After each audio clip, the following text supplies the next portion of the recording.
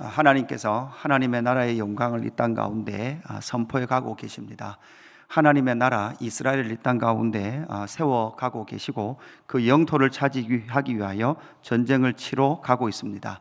하나님의 통치를 이스라엘의 땅 가운데 온전히 드러내기를 하나님이 원하셨던 것이죠. 하나님의 통치를 넓혀가고 성취하고 실현해 가고 있습니다. 그럴 때 세상 나라는 언제나 연합하고 일심으로 하나님의 나라 이스라엘을 거부했던 장면들을 우리가 말씀을 통해서 만나게 되었습니다. 그 가운데 꾀를 낸 기브온 주민들, 그래서 언약을 맺고 그들의 약정을 맺고 이제 이스라엘 진 가운데 머물게 되는 그러한 일들이 일어났죠. 이에 대하여 여호수아가 묻지 않았다라고 하나님이 책망하셨습니다. 그 이후에 이 기브온 문제를 어떻게 해결할 것인가라는 거죠. 기브온 주민들의 꾀의 결과는 3일 만에 이스라엘 백성들이 소식을 듣게 됩니다. 기브온 주민이 멀리서 온 것이 아니라 바로 이 땅의 주민들이다라는 사실을 듣게 되죠. 결국은 회중들이 지도자들을 원망하기 시작합니다. 여기서 이제 원망이 오랜만에 그 민수기 이후에 이스라엘 백성들의 원망이라는 단어가 등장합니다. 그러나 여기에 원망은 민수기와는 조금 다른 원망이죠. 하나님께서 말씀하신 가나안 땅의 점령을 맡고 있는 이 기브온 주민을 살려준 그렇게 약정한 바로 지도자를 향한 원망이었습니다. 그럼에도 불구하고 이 조약과 이 맹약의 효력이 발생되죠. 그들을 그대로 살리리라. 이게 오늘의 결론입니다. 이것을 통하여 하나님의 그 통치의 특징을 우리가 잘 살펴봐야 합니다. 하나님의 나라의 통치를 잘 살펴봐야 되죠. 우리는 여리고성에서 믿음으로 말미암아 구원받은 라합이라는 여인을 보았습니다. 오늘 이 본문에서는 꾀를 내기는 했지만 기브온 주민이 생명을 얻는 장면이 여기에 같이 나타나는 거죠. 이것을 통하여 하나님의 나라의 특징, 하나님의 그 통치의 특징을 우리가 살펴보게 됩니다. 먼저는 자비하신 하나님의 성품을 우리가 먼저 잘 살펴봐야 합니다. 하나님께서 가나안 땅을 진멸하라라고 말씀하신 그 목적은 무엇입니까? 그 목적은 이스라엘 백성들의 혈통을 유지하고 인종을 청소하기 위해서 가나안 족속을 다 죽이라고 말씀하신 게 아니죠. 바로 하나님께서 그 가나안 우상에 물들어 있는 가나안의 종교와 그들의 세계관과 그들의 가치관을 그대로 유지하는 자들은 모두 다 뭐해라? 해렴하라 라고 말씀하신 거죠. 이미 우리가 봤던 에발산 언약식에서도 이방인과 거류민들이 그들과 함께 했던 장면을 우리는 기억합니다. 그러니까 하나님의 긍휼, 하나님의 성품은 자비하셔서 언제나 하나님의 백성과 하나님 앞에서 생명을 유지하며 생명을 얻기 위해서 들어오는 자들을 하나님께서 뭐 하십니까? 허용하시고 문을 열어주시는 것이죠. 결국 하나님께서 싫어하셨고 하나님께서 거부하셨던 것은 바로 가나안 백성들의 우상 숭배였습니다. 그리고 그 가나안 종교와 그들의 문화였습니다. 하나님은 그것을 거부하고 그것을 떠나지 않는 자들을 해렴하라라고 말씀하셨고, 비록 꾀를 내기는 했지만 그 꾀 역시도 무엇입니까? 바로 하나님께서 이 본문에서 말하고 있죠. 모세와 맺었던 그 언약부터 시작해서 모든 하나님의 역사를 보고 하나님께 항복하지 않으면 살 수 없다라는 것을 명확하게 알았던 기브온 주민, 그들은 결국 무엇을 얻습니까? 생명을 얻게 되는 자비하신 하나님의 성품에 우리는 먼저 귀를 기울여야 하는 것이죠. 하나님의 통치, 하나님의 나라의 통치의 모든 시작, 근원은 바로 하나님의 자비하신 성품이다라는 것을 우리는 보게 됩니다. 두 번째, 하나님의 통치는 이 땅 가운데 어떻게 실현되고 성취되어집니까? 언약에 신실하신 하나님과 하나님의 나라의 모습을 보아야 합니다. 그러니까 백성들이 지금 원망하고 있잖아요. 기브온을 지금 치고 남쪽 전쟁으로 나가야 되는데 기브온과 맺은 언약이 있는 거죠. 그들을 죽이지 않겠다, 공격하지 않겠다라는 그 맹약이 있었던 거죠. 여러분, 우리면 어떻게 하시겠습니까? 기브온 주민이 꾀를 냈습니다. 속였습니다.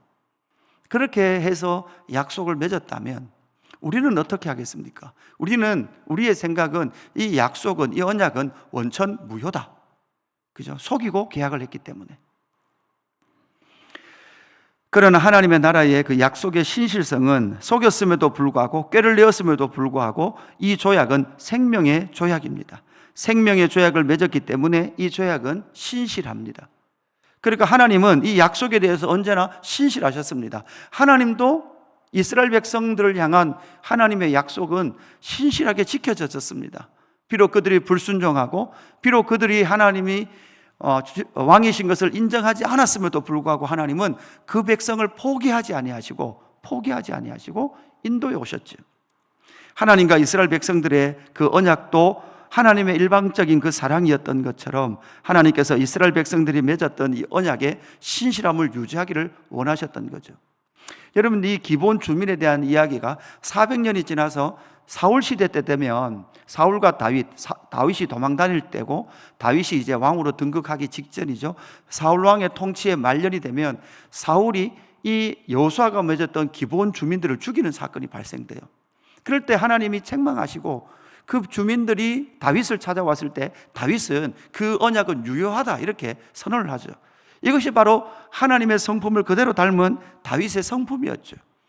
하나님의 약속, 우리가 보기에는 무엇인가 문제가 있는 것 같고 그들이 속인 것 같지만 그럼에도 불구하고 그 생명을 담보로 한 그 약속은 신실하게 그들 가운데 지켜져야 한다라는 것을 우리에게 보여주고 있는 것이죠. 하나님의 나라의 특징은 바로 이러합니다. 우리가 이 땅 가운데 하나님의 통치의 영역을 넓히기 위해서는 하나님의 그 생명의 조약을 언제나 우리는 기억해야 합니다. 비록 그들이 어떤 방법이든 생명을 유지하게 들어온 그 방법, 약속은 지켜져야 되는 거죠.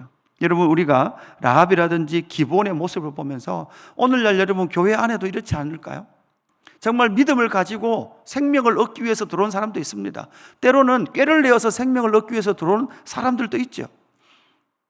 예수 믿지 않으면 죽는다라는 사실 때문에 들어온 사람들도 많을 겁니다. 그러나 여러분, 사실 그것도 사실이죠.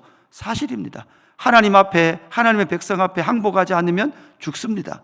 그래서 그들은 꾀를 내어 들어왔던 그들이 그 생명을 유지하고 생명을 얻게 되는 영광을 누리는 거죠. 우리는 하나님의 나라 안에 들어왔습니다. 어떻게든 들어왔고 그 생명은 우리에게 보장되어졌습니다. 여러분, 이것이 바로 하나님의 약속에 신실하게 실현되는 하나님의 나라의 특징인 줄로 믿습니다. 세 번째 하나님의 나라의 역사의 특징은 무엇입니까? 은혜가 역사하는 나라입니다. 결국은 이 은혜가 열린 문이 되고 이 열린 문을 통하여 기본 주민이 들어왔습니다. 그런데 기본 주민이 저주를 받았죠. 23절에 보니까 이렇게 말합니다. 여호수아가 그러므로 너희가 저주를 받나니 너희가 대를 이어 종이 되어 다 하나님의 집을 위하여 나무를 패며 물을 깃는 자가 되리라 하니 이렇게 말씀하고 있습니다. 그러니까 저주를 받는데 그 저주가 뭐예요? 종이 되는 거예요. 그리고 그 종이 되어서 다 하나님의 집에서, 여러분 여기서 하나님의 집이라고 표현했던 이 집은 결국은 다윗 시대, 솔로몬 시대가 되면 뭐가 되는 거예요? 성전으로 나타나는 거죠. 하나님의 임재의 자수에 가장 가까운 곳에서 나무를 패며 물을 깃는 종이 되는 그 삶을 살게 되어졌다라는 것을, 질 것이다라는 것을 말씀하고 있습니다. 그런데 이 기본 주민들이 사실 이것을 기쁘게 받는 것 같습니다. 왜냐하면 생명을 얻는 것과 하나님의 집에 가장 가까이에서 그 영광을 누리는 그러한 영광, 그 은혜를 누리게 되는 것이죠.